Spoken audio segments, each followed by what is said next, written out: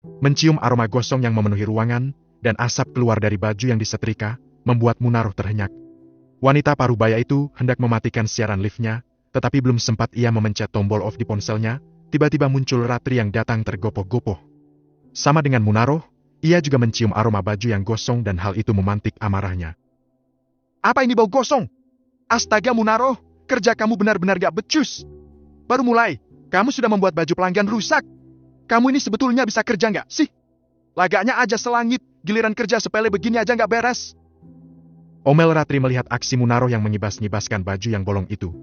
Wajah Munarah pucat. Ia benar-benar tak menyangka jika kecerobohannya berakibat fatal dan memakan korban. Setidaknya korban kepercayaan pelanggan. Hal itu juga yang ada di pikiran Ratri. Laundry ini dikenal banyak pelanggan karena pelayanannya selalu memuaskan. Tapi dengan tingkahmu yang ceroboh ini bisa jadi pelanggan pada lari. Kamu nggak tahu perbuatanmu ini bisa berakibat fatal. Munarah menundukkan kepalanya. Semua sudah terjadi, baju yang bolong itu tak bisa dikembalikan lagi. Tentu ia kecewa, malu sekaligus marah pada diri sendiri yang terlalu ceroboh. Iya maaf Bu, saya nggak sengaja. Saya mohon ampun, beneran, yang tadi itu saya lalai. Mohon maaf, tolong Bu, maafkan saya. Enak banget kamu. Habis melakukan kesalahan fatal dengan entengnya cuma minta maaf saja. Gak bisa begitu, kamu harus bertanggung jawab. Mata tajam Ratri memandangi Munarah seperti hendak menelannya bulat-bulat. Tolong jangan pecat saya dari pekerjaan ini, saya sangat membutuhkannya, Bu. Munarah memasang wajah memelas. Memecat kamu? Itu terlalu mudah. Gak bisa, kamu harus bertanggung jawab, enak saja dikira pelanggan gak bakal marah. Dengar, mulai sekarang kamu harus mengganti baju customer yang gosong ini. Gaji kamu akan dipotong setiap minggunya. Mendengar ucapan tajam bosnya, Munarah semakin terpojok. Aduh jangan Bu, tolong, saya sangat membutuhkan uang itu. Masih mau nawar lagi? Sekarang masih untung, loh, kamu nggak saya pecat, masih untung bisa kerja di sini, cuma dipotong gaji. Hei dengar Munarah, yang namanya kesalahan, memang harus dipertanggungjawabkan, bukan ditinggal lari. Omel Ratri yang melihat Munarah berusaha mencari celah untuk keluar dari tanggung jawab. Akhirnya Munarah pun mati kutu. Mencari pekerjaan sangatlah susah, apalagi di umurnya yang semakin menua. Munarah berpikir seharusnya di usianya yang sekarang ia tak perlu bekerja. Yang ia inginkan hanya duduk manis di rumah sambil kipas-kipas uang. Namun, mau gimana lagi? Nasib baik tak berpihak padanya. Sekarang, mau tidak mau ia harus bertahan di pekerjaan ini. Setidaknya ia masih punya uang untuk nantinya membayar arisan bulanan. Baiklah Bu, kalau memang gaji saya harus dipotong setiap minggu, yang penting saya nggak dipecat. Awas saja kalau kamu berani pergi atau nggak masuk kerja, saya akan viralkan kamu. Ancam Ratri lagi. Udah ngebon duluan sekarang malah ngerusak. Tambahnya menggerutu. Aduh, jangan Bu. Pasti saya tanggung jawab, kok. Saya akan datang setiap hari lebih awal untuk menyelesaikan pekerjaan, dan nanti di akhir minggu, Bu Ratri boleh potong gaji saya. Akting wajah memelas masih saja ia perankan. Namun, Ratri sudah terbiasa menghadapi karakter orang-orang seperti Munarah yang sering berbuat semaunya, dan tak memikirkan akibatnya. Bu, saya di sini niat kerja baik, hanya saja tadi memang saya sempat melamun, jadi lupa kalau colokan listriknya itu sudah otomatis terpasang. Halah alasan saja, itu karena kamu gak fokus bekerja, pasti kamu ada hal lain yang sedang kamu kerjakan. Ratri menoleh ke arah ponsel Munarah yang ternyata masih menyala, live streaming masih tetap berjalan durasinya. Ratusan komentar para penonton live pun memenuhi ruang live akun Queen, Muna. Nah, kan, begini ternyata kelakuan kamu, bukannya serius kerja, kamu malah mainan ponsel. Sini, bawa sini ponselnya. Wajah Munarah bertambah pucat karena 5 menit lalu, ia melakukan siaran langsung, membanggakan diri, dan menceritakan betapa dia ibu yang sangat hebat. Mampus! Ternyata belum mati siarannya. Pekik Munarah dalam hatinya. Gak Bu, itu gak sengaja kepencet aja. Munarah masih berusaha untuk menghindar dari kesalahannya. Ratri pun langsung mengambil ponsel Munarah, kemudian mengatakan apa yang baru saja terjadi pada penonton di live itu. Jadi pemirsa, hari ini saya menerima seseorang bekerja di laundry milik saya. Saya kasihan karena dia bilang butuh uang untuk makan. Saya terima ia bekerja dengan niat baik. Nah, laundry ini dari dulu saya besarkan sendiri dan sekarang sudah cukup terkenal. Kalian bisa lihat sendiri. Ratri memutar kamera memperlihatkan situasi di tempat laundry. Saya terima wanita ini, Munarah sebagai karyawan, tapi yang dilakukannya sungguh di luar prediksi. Pekerjaannya ceroboh dan mengakibatkan kerugian. Ratri berusaha menjelaskan apa yang terjadi kepada penonton. Munaroh tak bisa lagi bersembunyi, ia benar-benar malu sekarang. Padahal, tadi ia bilang bahwa dirinya sedang menyetrika baju milik anak-anaknya, bukan sedang bekerja. Jatuh sudah harga diri, Queen Muna di hadapan para penontonnya. Jadi begitu, ya pemirsa, kronologi yang sebenarnya. Lihat, di hari pertama saja dia sudah lalai dan menyebabkan baju milik karyawan pelanggan saya gosong. Saya nggak ngerti, apa customer itu mau diganti dengan uang atau harus dicarikan baju yang sama. Itu jelas-jelas membuang waktu. Doakan ya, pemirsa, mudah-mudahan customer saya ini sudah cukup puas diganti uang. Gara-gara dia ini, karyawan baru yang terlalu asik main ponsel. Ratri puas melihat banyak komentar yang menyudutkan Munaroh. Perempuan itu kemudian menaruh ponsel kembali dan membiarkan penonton live heboh membuli Munaroh. Kolom komentar pun segera dipenuhi dengan banjirnya ucapan dengan nada tidak simpati, beberapa orang mencibir, yang lainnya bahkan bilang, karma is real. Mereka sudah cukup puas, semua omongan besar Queen Muna ternyata tidak ada yang terbukti. Penampilan di depan kamera sangat cantik dan glamor bak sosialita, ternyata sekarang tinggal di rumah sederhana, dan bekerja sebagai buruh laundry. Sebenarnya bukan berarti pekerja laundry tidak bagus, tetapi dengan kesombongannya yang nyaris menyentuh langit, netizen merasa geram sendiri. Habis sudah pencitraan yang selama ini Munaroh bangun di media sosial, Munaroh menatap Ratri dengan kesal. Kenapa kamu ngeliatin saya kayak gitu? Gak suka? Mulai sekarang, kamu gak boleh mainan ponsel saat kerja. Munaroh mengangguk seraya mengembuskan napas berat. Ingin rasanya ia mencakar wanita di depannya ini. Namun, nyalinya tak sebegitu besar sebab Ratri lebih galak darinya. Sudah, sekarang kamu kerja serius. Saya gak mau kehilangan pelanggan kalau kamu terus membuat kekacauan seperti ini. Iya, Bu. Munaroh hanya menjawab lemah, lalu melanjutkan ucapannya. Saya janji kejadian ini yang pertama dan terakhir. Sudahlah, gak usah banyak janji. Saya gak suka orang yang kebanyakan janji. Buktikan saja omongan kamu itu. Makasih, Bu. Sekali lagi saya minta maaf. Terus gimana, Bu? Dengan baju ini? Ini gosongnya tembus sampai belakang. Ujar Munaroh sembari menunjukkan wajah penyesalan. Untuk urusan itu, biar saya yang bicara. Pokoknya kamu harus potong gaji tiap minggu. Gimana, keberatan? Munaroh ingin berkata ia keberatan karena sangat membutuhkan uang saat ini, tapi kelalaiannya juga menyebabkan orang lain dirugikan. Kali ini posisinya berada di ujung tanduk. Ia semakin tak tahu kenapa akhir-akhir ini kesialan masih betah menetap di badannya. Sial sekali! Kalau saja aku bisa ketemu orang yang bisa membiayai hidupku, pasti aku nggak perlu melakukan hal seperti ini, dimarahin dan diomelin. Namanya juga nggak sengaja. Mana ada orang yang sengaja menaruh setrikaan seperti itu? Dalam hati Munaroh masih tak terima dimarahi, tetapi ia tak bisa berbuat apa-apa. Sementara di lain tempat kini Bella sedang berkumpul dengan teman-temannya. Jadi gimana, Bel? Lu mau jadi aneh-aneh lagi? Tanya Adele. Nggak tahu, Del. Aku bingung, jadi LC aja kali ya. Biar cepet dapat duit dan gak berurusan sama istri orang. Kapok gue, udah naruh perasaan dalam-dalam. Ternyata dia lebih milih istri sahnya. Sumpah, sakit hati gue. Kata Bella mengadu pada teman yang sefrekuensi. Ya, gimana ya? Kamu sih kurang cantik mainnya. Coba kayak aku, aman gak akan ketahuan istrinya. Rupanya Adele juga seorang wanita simpanan. Tak heran, di era zaman sekarang memang banyak anak-anak muda yang memilih jalan sesat untuk mencari uang secara instan. Tren ani-ani juga membuat para gadis berlomba-lomba mencari laki-laki kaya yang bisa menjadi sasarannya. Mereka tak peduli akan kehormatan, dosa apalagi siksa neraka. Yang penting adalah uang untuk membiayai kehidupan hidup mereka. Naudzubillah. Ya abisnya aku nggak tahu kalau Mas Chandra tuh dulu udah punya istri, Del. Tahu gitu aku yang mau nyari yang duda kaya raya aja. Kalian cari duda kaya raya? Sambung seseorang yang tiba-tiba duduk di sebelah mereka. Mata Bella membelalak, ia menatap lelaki yang kini duduk di depannya. Bab ke-38, Perjanjian Nikah. Om Bram? Pekik Bella. Hai, Bel, gimana kabar kamu? Tanya Bram seraya menatap lekat wajah Bella yang terlihat jauh berbeda dari sebelumnya. Baik, Om. Ucap Bella berdusta. Jelas-jelas keadaannya sedang tidak baik-baik saja. Oh ya? Om lihat sepertinya kamu tidak baik-baik saja. Kamu seperti beda dari sebelumnya. Kata Bram dengan jujur. Bella terhenyak. Ia pun menunduk dengan lemah. Oh ya, siapa namamu? Tanya Bram pada Adele. Adele yang sedari tadi bingung dan tak mengetahui siapa Bram pun akhirnya buka suara. Saya Adele, Om. Gadis itu memperkenalkan diri. Oh, oke. Om kasih uang jajan, bisa pergi dulu sebentar? Ucap Bram seraya menyerahkan 2 lembar 100 ribuan pada Adele. Paham akan kode yang dimaksud oleh Bram, Adele pun segera bangkit. Ia menerima uang dari Bram lalu meninggalkan Bella di sana. Anak pintar.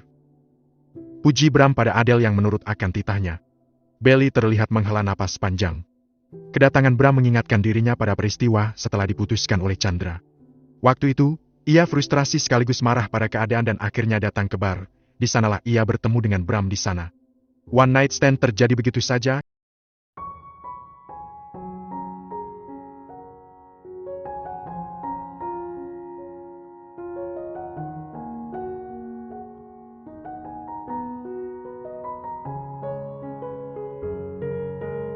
Berbisik.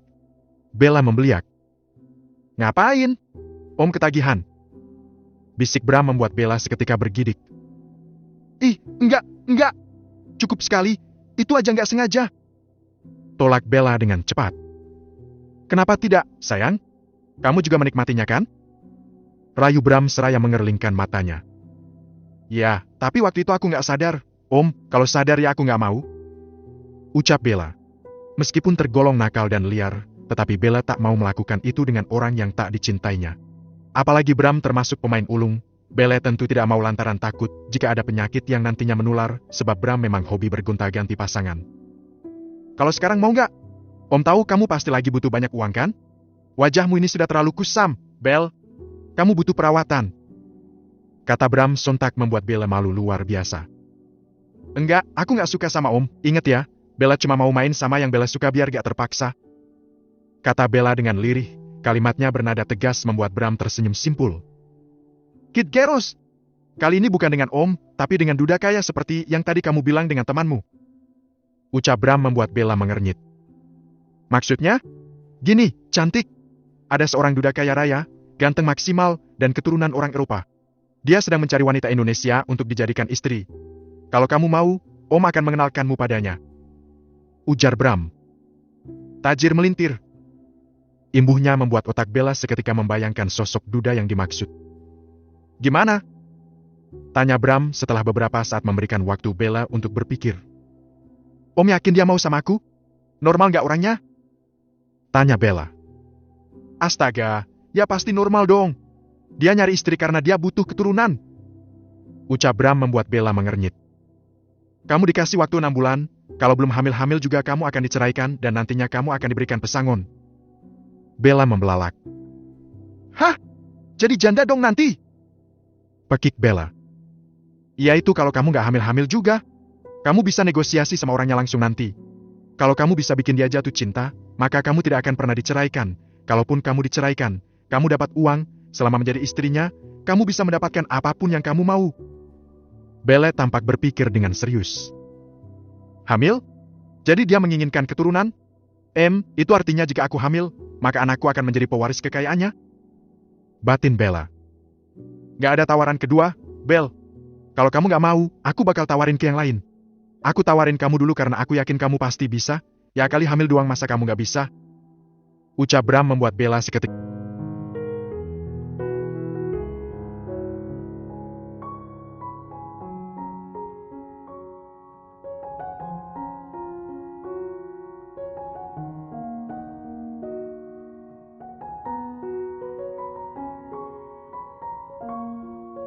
Aku bisa bertemu dengannya? Tanya Bella tak sabar. Ingin rasanya ia cepat terbebas dari kesengsaraan dan kemiskinan ini. Nanti malam, aku akan menghubungi kamu lagi di mana tempatnya. Kata Bram. Bella mengangguk. Makasih, Om. Bram hanya menimpali dengan senyuman. Lelaki itu kemudian bangkit dan meninggalkan Bella di kafe itu. Hamil? Siapa takut? Gumam Bella melebarkan senyumnya. Ya ampun, Bel. Tolong ibu, Bel. Teriak Munaroh yang baru saja pulang kerja. Rumah tampak sepi karena Bella belum pulang. Gini amat nasibku, pulang kerja nggak ada yang bikinin minum atau apa kek? Ujar Munaroh menggerutu kesal. Tak berselang lama, Bella pun kini pulang dengan wajah yang berbinar. Bella! Teriak Munaroh kala mendengar suara Bella yang baru saja masuk ke kamarnya. Apa, Bu? Ucap Bella seraya menemui ibunya. Badan ibu pegel-pegel semua. Bel, tolong pijitin ibu. Keluh Munaroh dengan wajah memelas. Aduh, Bu, Bella kan juga baru pulang, capaklah. Tolak Bella dengan halus. Terus gimana dong, Bel? Hari pertama kerja ibu udah sial terus, Bel. Mana badan sakit semua gara-gara berdiri terus. Kata Munaroh mengeluh. Bella menarik napas panjang. Ya udah, ibu nggak usah kerja aja. Kata Bella dengan entengnya. Mana bisa gitu? Terus gimana nanti sama arisan ibu? Sisa utang ibu sama Bu Rita juga masih ada. Terus uang makan kita sehari-hari gimana? Kalau cuma ngandelin Raihan yang ngojek doang mana bisa, Bel? Cerocos Munaroh panjang lebar. Ia juga menceritakan bagaimana kesialannya tadi pas di kerjaan. Munaroh mengembuskan napas berat. Hidupnya kini begitu suram. Semua harta yang ia punya juga sudah ludes tak tersisa. Tas branded, emas, dan segala barang berharga yang Munaroh miliki sudah ludes untuk membayar utang pada rentenir, bayar 3 arisan, dan memenuhi kebutuhan sehari-hari. Belum lagi Bella juga masih sering meminta uang padanya. Duh, pusing banget Bella dengar ibu tiap hari ngeluh muluk. Bella nikah aja ya, Bu. Bella perenggian dinafkahin aja sama lelaki kaya. Capek Bella dengar ibu sama abang tiap hari ngeluh, tinggal di rumah sempit kayak gini. Belum lagi Bella juga dijauhin sama teman-teman Bella. Nikah? Emang kamu punya calonnya, Bel? Tanya Munaroh. Kalau seandainya ada, apa ibu mengizinkan? Tanya Bella. Ia tak mau menceritakan hal itu pada ibunya sebelum Bella bertemu dengan orangnya langsung. Boleh aja kalau dia kaya. Kalau miskin ya ogah banget, yang ada bikin hidup makin sengsara. Kata Munaroh membuat Bella tersenyum simpul. Ya sudah, Bella mau mandi, habis itu mau siap-siap pergi. Mau kemana?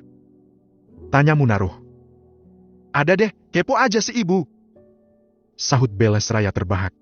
Malam ini, Bella sudah berada di sebuah kafe yang dipesan Bram dengan khusus. Bram memilih VIP agar pembicaraan mereka tidak didengar oleh orang lain. Dengan jantung yang berdebar, Bella duduk dan di meja itu sudah ada berbagai macam menu yang telah dipesankan. Ini sih pasti Real Sultan. Pesen ruangan VIP plus pesen makanan aja yang high class. Gumam Bella berdecak kagum. Ia mengambil kaca di dalam tasnya, kemudian bercermin lagi. Hati wanita itu berdebar tak karuan. Ia harus memastikan bahwa penampilannya ini harus maksimal dan tak mengecewakan. Dress warna hitam terlihat elegan dan cocok dipakai oleh Bella. Wajahnya dipoles makeup flawless yang membuat ia tetap terlihat muda dan khas gadis remaja. Suara derap langkah terdengar dari belakang. Bella segera menyimpan cermin tadi, lalu menarik napas panjang. Bram datang bersama dengan seorang lelaki gagah dan tampan. Wajahnya memang blasteran antara Indonesia dan Eropa. Sungguh, benar-benar tampan rupawan. Bella sampai tak berkedip menatap lelaki di depannya itu. Sorot matanya terlihat dingin, tetapi malah menambah wibawa lelaki itu. Langsung saja, Bram. Saya tak ingin basa-basi. Ucap lelaki itu membuat Bram mengangguk. Siap, Tuan. Jadi gini, Bel. Tuan Rico ini yang aku katakan tadi sore. Dia bersedia untuk menjadikanmu istrinya dan ini ada aku bawakan surat perjanjiannya. Ucap Bram. Selamat malam, Tuan. Perkenalkan saya Bella. Kata Bella malah memperkenalkan diri. Ya, saya sudah tahu namamu. Silakan dibaca surat perjanjian itu dan tanda tangan di bawahnya. Jika kamu tidak setuju dengan isi surat itu, maka pernikahan ini akan batal. Ucap Rico dengan tegas. Suaranya sangat tegas, tak ada kesan ramah untuk pertemuan pertama ini. Bella menghembuskan napas kasar. Ia pun mencoba untuk membaca surat yang dibawa oleh Bram. Poin 1, pernikahan hanya akan diadakan secara tertutup. Ucap Bella membaca dengan kaget. Tertutup? Kenapa begitu? Tanya Bella spontan. Ya, karena jika kamu belum bisa hamil dalam waktu 6 bulan, maka kamu akan saya ceraikan. Tentu saja aku tidak mau orang-orang tahu bahwa aku berkali-kali menikah. Ucap Rico dengan santai. Jadi kita juga nikah siri? Rico mengangguk. Tentu saja, itu akan memudahkan kita untuk berpisah nantinya. Mata Bella lagi-lagi membola. Pernikahan macam apa ini? Bisa-bisanya belum apa-apa sudah terancam menjadi janda. Lalu kalau aku berhasil hamil bagaimana? Tanya Bella lagi. Kamu akan aku nikahi sah secara negara, setelah anak itu lahir, pernikahan akan diadakan secara meriah dengan mengundang khalayak umum. Kata Rico kini membuat Bella menghela napas lega. Aku yakin pasti bisa. 6 bulan? Bahkan temanku 1 bulan menikah, sudah ada yang hamil. Batin Bella percaya diri. Baik, aku setuju. Silakan baca lagi surat perjanjiannya. Kata Rico membuat Bella mengangguk. Di dalam surat itu menyebutkan bahwa pernikahan mereka akan dilaksanakan minggu depan dengan dihadiri oleh keluarga inti saja. Bella akan tinggal di apartemen yang sudah disiapkan oleh Rico. Poin-poin lainnya hanya membahas mengenai aturan-aturan dalam rumah tangga. Termasuk Bella yang tidak diperbolehkan untuk keluar dari rumah tanpa izin dari Rico. Apa nggak bisa dikasih toleransi waktu sampai 1 tahun? Bella mencoba bernegosiasi, tiba-tiba ia takut jika 6 bulan ia belum bisa hamil. Tidak. Saya butuh keturunan secepatnya, 6 bulan itu waktu yang lama dan aku rasa cukup untuk memberimu waktu untuk hamil. Kata Rico. Kalau sudah setuju silakan tanda tangan. Imbuhnya. Mau tak mau Bella pun langsung membubuhkan tanda tangan di bagian bawah surat itu. Baik, terima kasih. Minggu depan ajudan saya akan menjemputmu ke rumah. Kamu tidak perlu membawa apapun, semuanya aku yang ngatur. Ujar Rico. Bella mengangguk. Apa kita akan bertukar nomor ponsel? Tanya Bella. Tidak perlu, kita akan serumah nanti. Aku tak butuh komunikasi lewat ponsel. Tegas sekali nada bicaranya, membuat Bella memejamkan mata sembari mengambil napas panjang. Setelah itu, Rico pergi meninggalkan Bella tanpa perkenalan dan tanpa sapaan apapun. Sungguh, sangat dingin dan angkuh. Tuan Bram memang terkesan cuek, tapi jika kamu bisa memberikan pelayanan yang baik, dia akan menuruti segala kemauanmu. Ucap Bram. Bella tersenyum. Siap, Om, gak apa-apa. Aku yakin bisa menaklukkan hatinya. Aku juga pasti bisa melahirkan anak untuknya. Kata Bella dengan yakin. Bram hanya tersenyum mendengar sikap percaya diri Bella, sebab selama ini sudah ada 2 wanita yang memilih menyerah sebelum 6 bulan. Bab ke-39, Proper Wedding. Bram meninggalkan Bella yang masih menghabiskan makanan yang tadi dipesan. Selain lapar, Bella juga sudah jarang makan makanan high class seperti ini. Ia bahkan juga meminta pada pelayan untuk membungkus makanannya karena Bram memesankan banyak makanan. Tin. Suara notifikasi ponsel Bella berbunyi, nomor baru mengiriminya pesan. Besok jangan lupa siap-siap, Tuan Rico akan mengajakmu untuk tes kesuburan. Pesan itu ternyata dari Bram. Bella langsung saja membalas. Oke, Om, siap. Setelah menaruh kembali ponselnya ke dalam tas, Bella pun menyudahi makannya dan mengambil beberapa kotak makanan yang tadi dibungkus. Ia berjalan dengan senyum yang mengembang. Harapan demi harapan kembali tumbuh dari dalam diri gadis itu. Sebentar lagi kamu akan kaya, Bel. Makanan seperti ini kamu bisa beli dengan mudah gak perlu sampai dibungkus segala. Gumam Bella dalam hatinya. Saking asyiknya melamun seraya membayangkan menjadi istri Rico, Bella pun sampai menabrak seseorang. Aduh, hati-hati dong kalau jalan. Gerutu Bella, ia kemudian berjongkok untuk mengambil makanan yang jatuh, beruntungnya tidak sampai tumpah. Bella? Ucap lelaki di depan yang baru saja bertabrakan dengan Bella. Bella mendongak, ia seketika terkejut kala melihat sosok Chandra di hadapannya. Mas Chandra! Gumam Bella. Tiba-tiba dari belakang, Nadira berjalan seraya menatap tajam ke arah Bella. Hah, ngapain kamu deket-deket suami saya lagi? Berang Nadira sengaja dikeraskan suaranya. Nadira, jangan salah paham. Kami nggak sengaja ketemu dan tabrakan. Jelas Chandra. Halah, masa sekebetulan itu? Kayak sinetron aja. Ucap Nadira seraya menatap sinis ke arah Bella. So ini ya, gue udah gak doyan suami lu yang kere ini. Gue udah dapat calon suami yang tajir melintir. Ucap Bella dengan angkuh. Setelah mengatakan itu, ia pun segera berlalu dari hadapan Chandra dan istrinya. Masih ada sisa rasa sakit hati dalam diri gadis itu, tetapi sekuat mungkin ia tahan. Ia ingin membuktikan bahwa ia juga bisa mencari calon suami yang lebih kaya dari Chandra, dan tentunya menjadi satu-satunya wanita dalam hidup suaminya nanti. Nadira terhenyak dengan kesombongan Bella. Harga diri Chandra juga seolah diinjak karena dihina miskin oleh gadis tengil itu. Nah, dengar tuh, Mas. Kamu itu kere, jadi gak usah macem-macem. Ucap Nadira dengan nada yang masih sewot. Sampai saat ini, Nadira belum mau sekamar dengan Chandra. Entah sampai kapan Nadira akan menghukum Chandra. Yang jelas sampai saat ini ia masih terbayang-bayang dengan hubungan Chandra dan Bella. Meskipun hubungan mereka tak lama, Chandra juga sudah berusaha berubah dan benar-benar menjauhi Bella. Tetapi perselingkuhan memang sangat sulit sekali untuk dimaafkan. Tentu butuh waktu yang lama untuk menyembuhkan hati yang terlanjur terluka. Mentari pagi kini telah menyinarkan cahaya yang indah. Keindahan ini bisa kita nikmati dengan gratis. Udara yang kita hirup juga bagian dari salah satu kenikmatan yang Tuhan berikan secara cuma-cuma. Di rumahnya, kini Tasha baru saja selesai mandi. Setelah berpakaian, ia keluar kamar untuk bergabung bersama keluarganya untuk sarapan pagi. Tasya duduk di depan mamanya, mereka hanya sarapan bertiga sebab Dimas sudah ada di Jakarta sejak selesai acara lamaran Tasya waktu itu. "Pagi, Ma," sapa Tasya dengan senyum yang semeringah. "Pagi, Sya. Tumbenan kamu nggak siap-siap?" tanya Ajeng setelah melihat putrinya yang masih memakai home dress. "Iya, Ma, hari ini Tasya nggak mau ke resto, soalnya nanti jam 9 mau pergi sama Nas Iqbal untuk siap-siap ngukur baju," jawab Tasya. "Oh gitu. Ya sudah, sarapan dulu," ungkap Ajeng. Tasya pun mengangguk. "Papa sendiri tumbenan hari ini malah udah rapi?" tanya Tasya seraya menelisik penampilan Yuda yang sudah rapi dengan kemeja berwarna biru sky. "Hari ini Papa mau cek toko, Sya. Sejak kamu lamaran kemarin kan Papa belum sempat cek keadaan toko lagi, hanya terima laporan saja." Gitu. Semoga aja toko roti Papa makin ramai ya, Pa. Amin, Sya. Biar bisnis kita semua sama-sama sukses, berkah, dan bermanfaat juga bagi orang lain." Yuda memang tak setiap hari datang ke toko rotinya. Ada 3 cabang yang kini beroperasional, dan ketiganya kini sudah ada penanggung jawab masing-masing. Jadi, Yuda hanya tinggal mengecek aja seminggu sekali atau 2 minggu sekali. Usai sarapan, Yuda langsung berpamitan untuk pergi. Sementara Tasya kini lebih memilih bersantai diri dulu sebelum bersiap pergi. Meskipun rumah ini hanya terdiri dari 1 lantai, tetapi rumah itu sangat luas dan panjang. Biasanya, jika saat ada waktu santai Tasya akan duduk di gazebo yang berada di taman belakang rumah.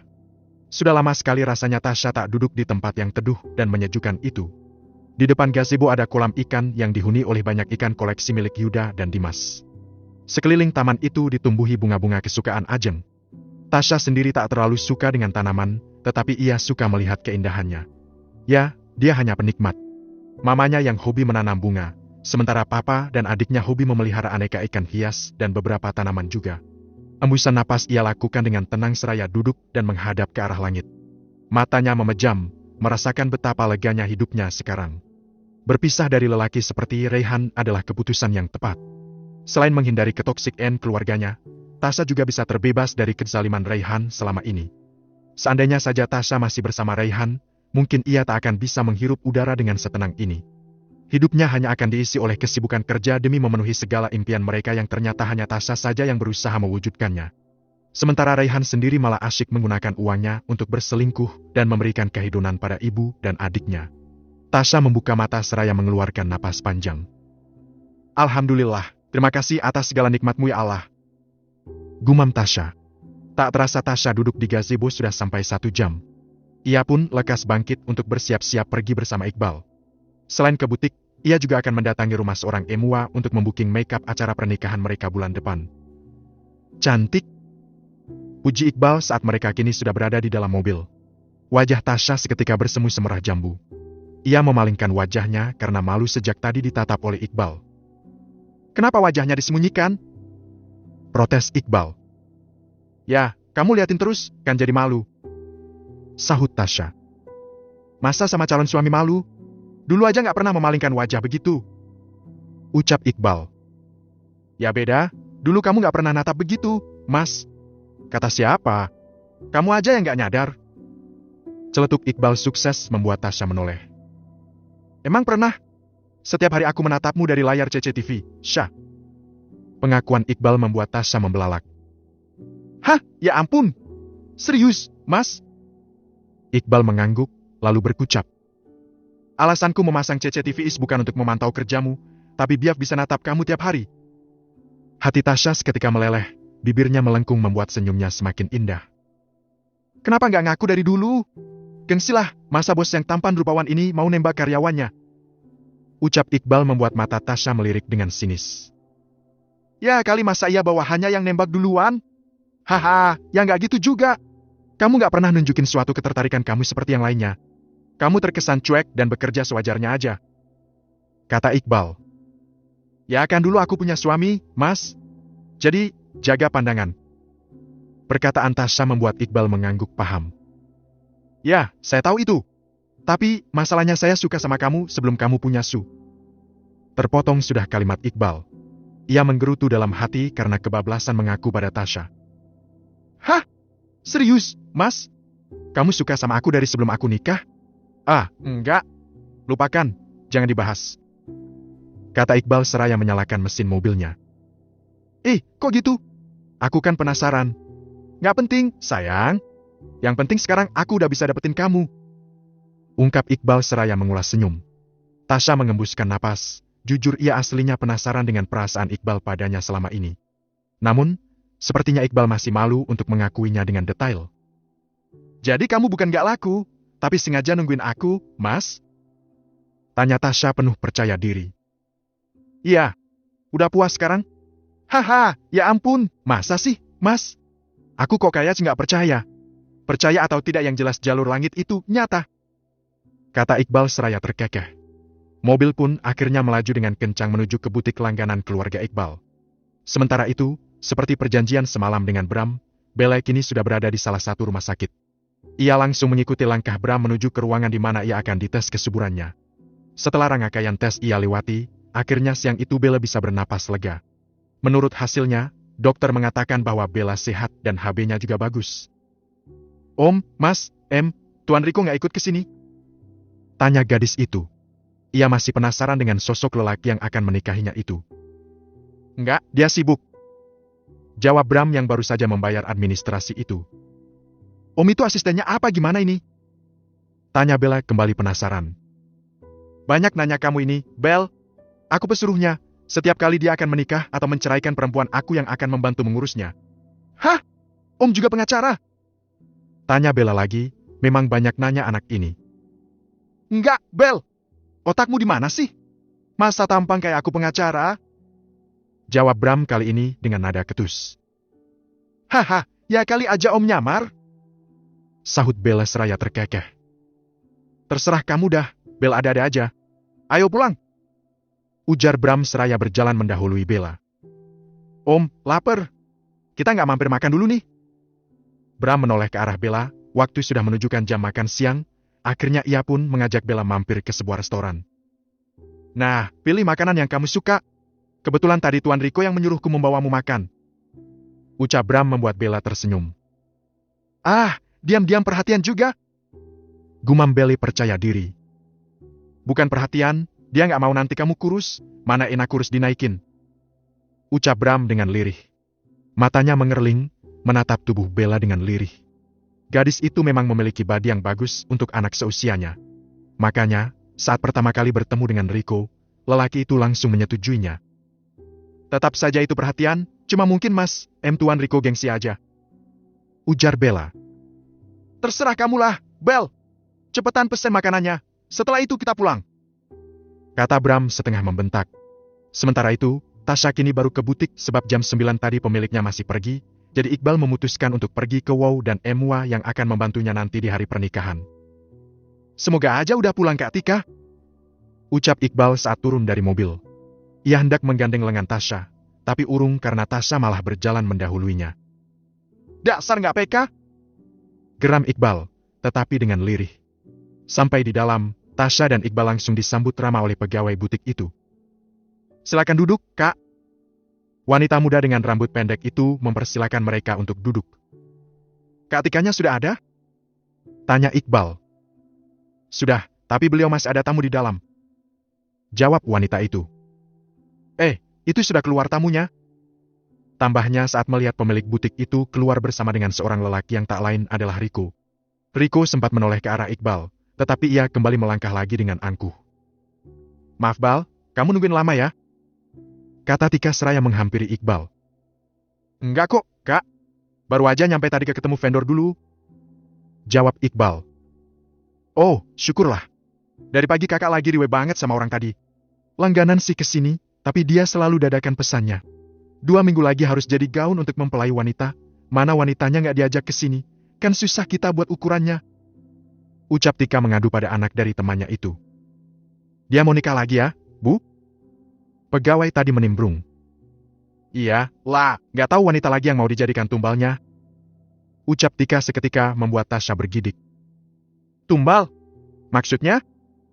Timpal Iqbal spontan, ia sangat penasaran. Penampilan lelaki tadi sangat berkelas, apa ia punya pesugihan? Iya, bukan tumbal setan, Bal. Tapi apa, Kak? Iqbal semakin penasaran. Bab ke-40. Hah, di penjara? Itu loh, Bal. Butika! Suara Riko kembali terdengar, membuat Tika pun sontak berdiri. Wajah wanita itu seketika pucat. Jangan-jangan Pak Riko dengar. Batinnya resah. Tangan Riko melambai, menyuruh Tika untuk mendekatinya. Dengan terpaksa wanita itu segera menghampiri lelaki yang memang kerap menjadi pelanggan dadakannya itu. Kok jadi penasaran? Gumam Tasya. Iqbal mengangguk seraya memperhatikan Tika yang keluar. Sayangnya tidak terdengar apapun karena mereka berbicara di luar. Ah, sudahlah. Bukan urusan kita juga, Syah. Lagian kita juga nggak kenal. Ucap Iqbal kemudian melihat rancangan model gaun yang terkumpul dalam sebuah album foto. Ini bagus, Syah. Coba lihat deh. Kata Iqbal mengalihkan rasa penasaran Tasya. Tasya menoleh, lalu melihat-lihat rancangan gaun dalam album itu. Bagus semua, jadi bingung aku, Mas. Kira-kira menurut kamu cocok yang mana? Tanya Tasya. Baju apa aja kalau dipakai kamu pasti bagus, cantik kayak yang pakai. Puji Iqbal seraya mengulas senyum. Halah, pinter gombal sekarang. Celetuk Tasya sembari menahan rona wajah yang bersemu merah. Seneng kan tapi? Ih, enggak. Biasa aja. Sahut Tasya. Masa? Itu pipinya kayak air bekas ngerebus cabe. Tasya pun seketika menyemburkan tawanya. Haha, apaan sih, Mas? Pedes dong kalau gitu. Kata Tasya terkekeh. Nggak apa-apa, pedes sama orang lain, sama aku manis. Ujar Iqbal membuat Tasya tak bisa menahan senyumannya. Ci, baper kan pasti? Goda Iqbal lagi membuat wajah Tasya semakin merona. Ah, kamu nyebelin juga ternyata. Lah, bukannya dari dulu katamu udah nyebelin? Tebak Iqbal, ia tahu betul bahwa ia di hadapan semua karyawannya itu pasti menyebalkan. Iya, tapi ini tuh beda nyebelinnya, pengen tak peluk. Iyalah, enggak, tak jitak maksudnya. Ungkap Tasya seraya menjulurkan sedikit lidahnya. Dih, mancing-mancing. Hah? Mancing apa? Iqbal terkekeh. Mancing lele. Sahut Iqbal membuat mereka berdua sontak terbahak. Sedang asik bercanda, tiba-tiba Tika kembali, membuat candaan mereka pun akhirnya terhenti. Maaf ya, Bal. Jadi nunggu lagi. Kata Tika tak enak hati. Nggak apa-apa kok, Kak. Kita langsung aja ya. Ini aku lihat bagus-bagus banget rancangannya. Ujar Iqbal seraya menunjuk album rancangan baju itu. Iya, Bal. Ini rancangan terbaru minggu ini. Kebetulan kami punya desainer baru yang ternyata sangat bagus sekali hasil kerjanya. Nah, nanti kalian pakai yang baru saja ya. Soalnya yang lama bakalan bikinin punya Pak Riko. Barusan juga nambah dibikinin baju dinas malahan. Ucap Tika membuat Tasya mengernyit. Baju dinas? Gumam Tasya lirih, nyaris tak terdengar. Bukannya tidak paham, tetapi ya heran saja. Mengapa harus pesan baju dinas? Bukankah banyak yang jual lingerie? Apa jangan-jangan mau dengan model lain? Tapi model baju dinas ya bukannya emang kayak gitu itu? Begitulah yang ada dalam benak Tasya. Siapa ini namanya, Bal? Tanya Tika seraya menatap Tasya. Tasya, Kak. Salam kenal ya. Ujar Tasya dengan ramah. Oh, Tasya? Baik, salam kenal juga, Syah. Aku panggil sesuai nama saja ya biar lebih akrab. Ungkap Tika. Tasya mengangguk setuju. Coba kamu pilih, Syah. Model mana yang kamu suka, biar nanti saya ukur kemudian kamu juga bisa pilih warna dan bahannya. Kata Tika. Tasya pun membolak-balik album, kemudian mencari model yang simple, tetapi elegan. Wanita itu memang tidak terlalu suka yang terlalu glamor. Setelah beberapa kali berunding dengan Iqbal, akhirnya Tasya menunjuk salah satu model yang menurutnya sangat elegan. Baik. Model udah, bahan sama warna juga sudah, kalau gitu kita tinggal pengukuran badan ya. Ucap Tika. Tasya memilih gaun berwarna biru sky, sementara untuk kebaya ia akan memakai warna putih yang melambangkan kesucian dari ikatan pernikahan. Sepulang dari laundry wajah Munaroh terlihat sangat lelah sekali. Tubuhnya yang tidak muda lagi itu sudah sering merasa sakit pinggang. Sementara ia sendiri kerjanya mengharuskan untuk berdiri. Apalagi, sekarang Ratri juga mengawasi kerja Munaroh, hingga wanita itu tak bisa santai bahkan berkutik sedikit pun. Helaan napas berat keluar dari rongga hidung wanita parubaya itu. Ia duduk di lantai beralaskan tikar, punggungnya ia sandarkan pada tembok. Raihan, kenapa kamu harus bangkrut sih, Rai? Andaikan kamu gak bangkrut, hidup kita pasti masih berjaya. Aku gak perlu susah payah bekerja, yang bahkan hasilnya tidak bisa aku nikmati. Munaroh bergumam, Ia sangat merindukan momen di mana ketika ia menginginkan sesuatu tinggal menelpon Raihan, kemudian selang beberapa menit pundi-pundi uang langsung masuk ke rekeningnya. Ia bisa membeli segala keinginannya tanpa kerja keras. Kini, keadaan benar-benar sudah terbalik. Jangankan untuk membeli barang-barang mewah, tas branded, baju import atau lainnya. Untuk makan saja tiap harinya hanya tempe, tahu, kerupuk, paling bagus ya telur. Bahkan, seringnya mereka makan mie instan. Munaroh mengikuti 7 arisan sekaligus. 2 sudah lunas, sementara 5 lainnya masih berjalan. Dirinya sendiri sudah memperoleh arisan itu. Ia memang suka mendapatkan jatah di awal. Jadi di akhir ia hanya tinggal menyetorinya saja. Dulu, itu tidak terasa seperti beban, bahkan bisa dibilang bahwa arisan mengobati kejenuhannya di rumah yang sepi. Munaroh memang menyukai keramaian, makanya ia sangat mendambakan seorang cucu. Namun, kini arisan bukan lagi obat jenuh, melainkan membuat pikirannya semakin stres. Tas branded, baju import, dan pernak-pernik lainnya habis ia tukar untuk membayar arisan pada temannya. Bella pulang, ia menenteng sebuah paper bag berisi makanan yang tadi dari restoran. Melihat ibunya duduk dengan lesu, Bella langsung mendekatinya. "Ibu kenapa? Mukanya kayak capek banget gitu?" tanya Bella. "Gimana nggak capek, Bel? Ibu hari ini menyetrika pakaian segunung, tangan ibu pegel-pegel, belum lagi pinggang juga sakit banget." Keluh Munaroh membuat Bella iba. "Ya ampun, Bu, sabar ya, Bu, bentar lagi Bella bakal bisa bikin hidup kita kembali berjaya lagi, Bu." Ucapan Bella membuat Munaroh mengernyit. "Emang kamu nemu pekerjaan bagus, Bel?" Bella menggeleng. "Bukan, Bu, Bella nggak kerja, tapi Bella akan menikah, Bu. Laki-laki yang akan menikahi Bella itu kaya raya dan tajir banget. Nih, Ibu lihat aja, makanan yang Bella bawa ini semua dari resto mewah." Ucap Bella seraya menyerahkan makanan itu. Munaroh menerimanya, kemudian langsung dibuka. "Wah, baunya aja udah enak banget. Ibu makan ya, Bel." "Iya, Bu, itu untuk Ibu. Bella tadi udah makan di sana." Ucap Bella seraya menatap Munaroh yang langsung melahap makanan itu. "Pelan-pelan, Bu." "Iya, Bel. Siapa calon suami kamu? Kenapa nggak dikenalin sama Ibu dulu? Ajak ke sini dong." Ucap Munaroh antusias. Mulutnya penuh dengan makanan, tetapi ia juga penasaran. "Malulah, Bu. Masa ia mau diajak ke rumah ini? Yang penting kita sepakat untuk menikah 2 minggu lagi, Ibu setuju kan? Kamu udah pastikan belum kalau dia kayak beneran? Entar malah kayak si Chandra." Ucap Munaroh seraya terus mengunyah makanan. "Sudah dong, Bu. Ini mah nggak ada apa-apanya dibanding Mas Chandra. Udah pokoknya Ibu tenang aja.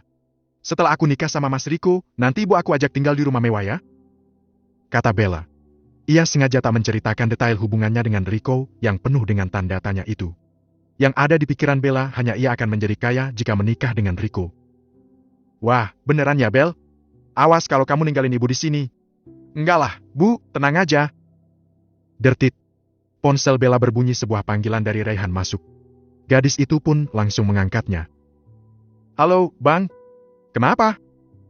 tanya Bella usai panggilan terhubung. "Bel, tolongin abang, Bel," ucap Raihan dari seberang sana dengan napas yang terdengar ngos-ngosan. "Kenapa, Bang? Kok abang ngos-ngosan begitu?" tanya Bella cemas. "Abang abis dikejar warga karena nabrak anak kecil. Anak itu dibawa ke rumah sakit. Abang dimintai pertanggungjawaban. Abang sempat kabur tapi kena, Bel. Mereka mengancam abang bakal dipenjara kalau nggak bisa tanggung jawab." Raihan mengadu pada adiknya atas kejadian yang menimpanya barusan. "Hah? Terus abang sekarang di mana?" tanya Bella panik. "Abang ada di rumah sakit ini, Bel. Abang dijaga warga, mereka nggak bolehin abang kemana-mana. Tolong kamu sama ibu kesini, Bel. Abang bingung karena nggak punya uang." "Duh, abang, kok bisa-bisanya sih? Kita juga mana punya uang, Bang?" ucap Bella dengan helaan napas berat. "Udah penjarain aja. Dia pasti nggak mau tanggung jawab." Terdengar suara warga bersorak. Bella semakin cemas. Halo, Bang. Hal." Panggilan tiba-tiba terputus begitu saja. "Duh, gimana ini, Bu?" Bella panik. "Kenapa, Bel?" tanya Munaroh yang baru selesai makan. Wanita itu mengambil air minum. "Bang Raihan nabrak anak kecil, Bu. Dia bakal dipenjara kalau nggak bisa tanggung jawab," jawab Bella seketika membuat Munaroh yang sedang minum langsung nyembur. "Ibu!" teriak Bella karena Munaroh menyemburkannya tepat ke arah wajah Bella.